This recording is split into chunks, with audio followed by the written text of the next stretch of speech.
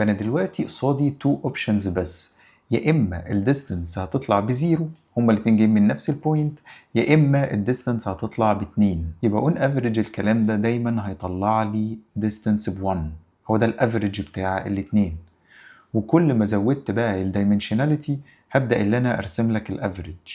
ومش كده وبس، اللي انا عايز اعمله هنا ده اللي انا اعمل لك ديستريبيوشن.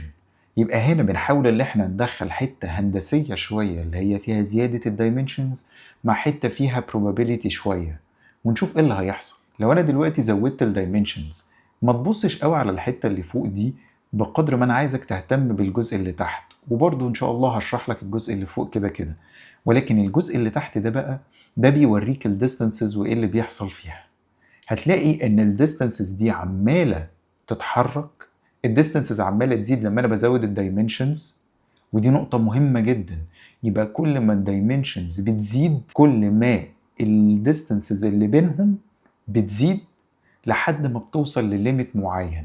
فانا لو مشيت لك السيميوليشن دي هتلاقي ان الدنيا في الاول سكاترد بالمنظر ده، وبعد كده بتبدا ان هي almost كل الديستانسز. خد بالك الديستريبيوشن ده معناه ايه؟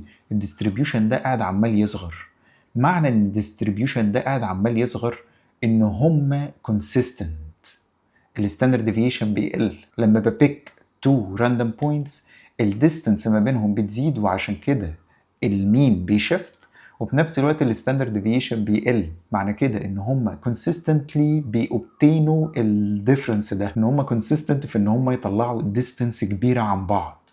يبقى ده معناه ان كل ما الدايمنشنز بتزيد كل ما البوينتس بقت تبعد عن بعض اكتر، والديستانسز دي بقت ستيبل. يعني اكن البوينتس بقت موجوده في الكورنرز بتاعت الدايمنشنز بقت بعيده قوي عن بعضها، وفي نفس الوقت معظمهم بقى ليهم مسافات قريبه، انه كلهم بعاد عن بعض. ودي لب المشكله.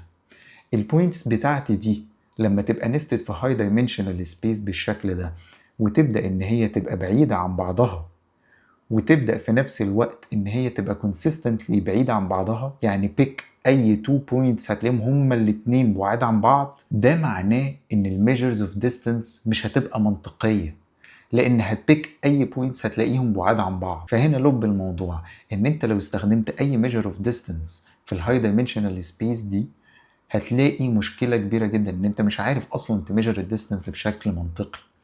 ولو جيت تستخدم مودلز بتدبند على الديستانس برضه هتلاقي مشكله كبيره انه كلهم بعاد عن بعض، وساعتها برضه مش هيكون منطقي ان انت تستخدم المودلز دي، وهتلاقي المودلز بتفيل. هنا انا بتكلم اكتر من ناحيه المودلز اللي بتعتمد على الديستانسز وفروقات البوينتس عن بعضها. فكل ما زودت الدايمنشنز كل ما مفهومنا للديستانسز ما بقاش منطقي خلاص. وهنا بقى في الهاي دايمنشنال سبيس لازم نتكلم عن ظاهره تانية، وهي ان الراندوم بوينتس اللي انت بتجيبها دي بتبدا ان هي تبقى عموديه على بعض، تبدا ان هي تبقى perpendicular على بعض. ده بيحصل ليه؟ تعال نفكر فيها كده على اللو دايمنشنز ونشوف لما بنكريس الدايمنشنز ايه اللي بيحصل. فانت دلوقتي لو عندك بوينت بالشكل ده وده عباره عن فيكتور، علشان تجيب حاجه اورثوجونال عليه فانت الاوبشن بتاعك واضح جدا. تعال شوف بقى لو انا اكستند الكلام ده ل 3 دي ايه اللي هيحصل.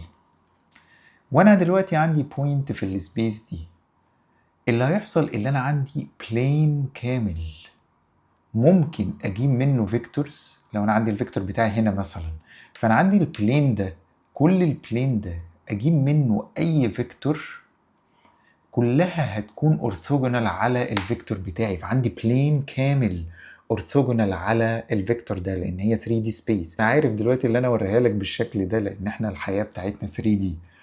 طيب ده معناه ان انا كل ما بانكريس الدايمنشنز كل ما بقى عندي اوبشنز اكتر ان انا لو هجيت فيكتور بشكل راندوم بوينت ان هي تكون perpendicular على الفيكتور بتاعي. لما الدايمنشنز بتزيد قوي اللي هيحصل ان موست لايكلي الفيكتورز اللي انت هتجيبها هتكون perpendicular على بعض اصلا، وهوريك دلوقتي في استنتاج ده هيعمل ايه. ولاحظنا هنا ان الفاليوز اللي بتطلع دي عماله تزيد، الديستانسز بتزيد وبتبقى كونسيستنت ان هي دايما بتقرب من فاليو معينه. ده بيخلي الميجرز بتاعتنا تفيل، حاجه زي اليوكليديان ديستانس في وجهة نظري هتفيل بسرعة قوي، لأن اليوكليديان ديستانس لو تفتكر هي بتعتمد على الفاليوز نفسها، بتعتمد على الماجنتيود والفيز مع بعض. فهي دلوقتي مسكت الطول بتاع الفيكتور الأولاني والتاني والأنجل اللي بينهم، فدي ممكن ان هي تفيل بسرعه قوي لان هي اعتمدت على الماجنتيود والفيس في نفس الوقت. الديستانسز بدات ان هي تتغير والبوينتس بدات ان هي تبعد بعيد عن بعضها. الكوزاين سيميلاريتي بتعتمد على الدايركشن بس مش الماجنتيود، فممكن ان هي تصمت شويه ولكن كله هيفيل. بتحصل ظاهره الناس بتقول عليها ان البوينتس بتبقى ايكوي ديستانت، بقت تقريبا المسافات بتاعتها عن بعض متساويه بالمسافه الكبيره. وزي ما وريتك في السيميوليشن اللي نبص عليها مرة تانية في الجزء اللي تحت، ان البوينتس بدأت ان هي تبقى كونسيستنت في الديستانسز اللي بتطلعها وتطلع لك ديستانس كبيرة. طيب الديستانس دي بتابروتش ايه؟ الديستانسز دي بتابروتش الفاليو اللي هي السكوير روت اوف 2، وده في حد ذاته جاي من الكونسترين اللي احنا حاطيناه. طب تعالى نتكلم عن حتة الشادوز اللي طالعة الاول دي ونفهمها، وبعد كده هكلمك عن ليه سكوير روت اوف 2 نفكر فيه من ناحية الايكويشنز اكتر. طيب الجزء اللي هو الشادو ده عبارة عن ان انا برسم لك اول 2 dimensions. لو تفتكر ان انا وانا بانكريس الدايمنشنز من 1D ل 2D ل 3D سفير وهكذا، كان اللي بيحصل ان البوينتس عمالة تبعد عن بعض. في نفس الوقت كان عندي كونسترين ان انا كل ما بزيد، فانا ليتس سي بقى ان هي x1 x2، انا هنا بحط لك الدايمنشنز وهكذا. فانا عندي دايمنشنز كتيره قوي، لكن كان في كونسترين ان الكلام ده يادب ل1.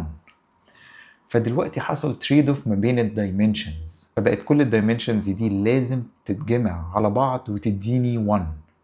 فده خلاني لو انا عندي اكسات كتيره جدا، اكيد الكونتريبيوشن بتاع x1 اللي هو الدايمنشن الاولاني اللي هو الاكس اكسس هيقل، والكونتريبيوشن بتاع التاني هيقل، لان بقى في elements تانية كتيره، variables تانية كتيره بتكونتريبيوت في الموضوع ده.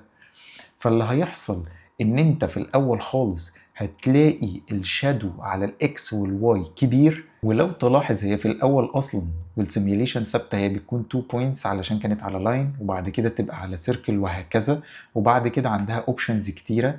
ولكن هتلاقي ان الدنيا عماله تقرب من بعض اكتر بسبب ان في تريد اوف ما بين الدايمنشنز.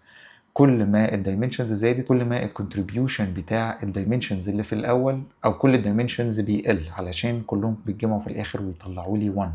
ولذلك هتلاقي البوينتس عماله تقرب تقرب تقرب من بعضها بالشكل ده. فكر في الموضوع اكنك جبت كوره. الكوره دي موجوده في العالم بتاعنا في 3D سبيس، لكن لو انت شفت الظل بتاع الكوره دي، ومن هنا جت التسميه بتاعت الشادوز، لو شفت الظل بتاع الكوره دي على الارض هتلاقيه 2D، لان هو حصل له بروجيكشن على 2D سبيس، فبيطلع في الاخر بشكل سيركل. يبقى دلوقتي حتى والدايمنشنز كانت عاليه انت بتشوف الشادو بتاعها ستيل ليميتد بالسبيس اللي انت بيحصل عليها بروجيكشن. فانا هنا عامل بروجيكشن على 2D سبيس، يبقى وانا حتى بانكريس الدايمنشنز الاولموست 200D ما زال انا بقدر اللي انا ارسمها، بس شايف يعتبر الشادو بتاعها من الهاي دايمنشنال سبيس على ال 2D سبيس اللي انا اخترتها في الاول دي. وتاني بيقربوا من بعض البوينتس دي بسبب التريد اوف اللي اتكلمنا عنه هنا.